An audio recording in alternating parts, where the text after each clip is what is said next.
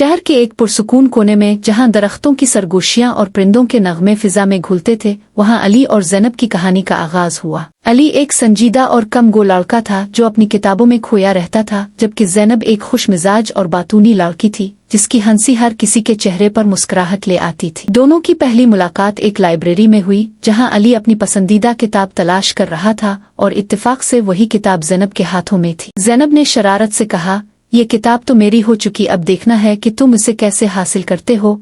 अली मुस्कुराया और बोला, अगर तुम मुझे ये किताब दे दो तो मैं तुम्हें इससे भी अच्छी कहानी सुना सकता हूँ। यूं बातों का सिलसिला शुरू हुआ और कब ये सिलसिला मोहब्बत में बदल गया दोनों को पता ही ना चला। अली की खामोशी में ज़ैनब को अपनी दुनिया नजर आने लगी और ज़ैनब की बातों में अली को जिंदगी की खुशबू महसूस होने लगी। लेकिन मोहब्बत की राह आसान नहीं होती। ज़ैनब के वालिदैन ने इसकी शादी किसी और से तय कर दी। अली के लिए ये खबर किसी तूफान से कम न थी। ज़ैनब भी बेबस थी, मगर वो अली की मोहब्बत को आजमाइश समझकर खामोश रही। शादी के दिन ज़ैनब की आंखों में आंसू थे, मगर वो तकदीर के फैसले के आगे मजबूर थी। मगर किस्मत ने एक अनोखा मोड़ लिया। निकाह के वक्त ज़ैनब के मंगेतर ने इनकार कर दिया क्योंकि वो किसी और को चाहता था। ये खबर सुनकर ज़ैनब के वालिदैन ने हैरत से एक दूसरे को देखा और फिर ज़ैनब से पूछा, क्या तुम्हारी जिंदगी में कोई और है? ज़ैनब ने हिम्मत करके अली का नाम ले लिया। अली को बुलाया गया और उसने ज़ैनब के वालिदैन से साफ दिल के साथ मोहब्बत का इकरार कर लिया। वालिदैन ने लम्हा भर सोचा और फिर मुस्कुरा कर कहा, अगर तुम दोनों एक दूसरे से सच्ची मोहब्बत करते हो तो हमारी दुआएं तुम्हारे साथ। यूं वो मोहब्बत जो बिछड़ने के खौफ में डूब चुकी थी एक नई जिंदगी में बदल गई। अली और ज़ैनब का निकाह हुआ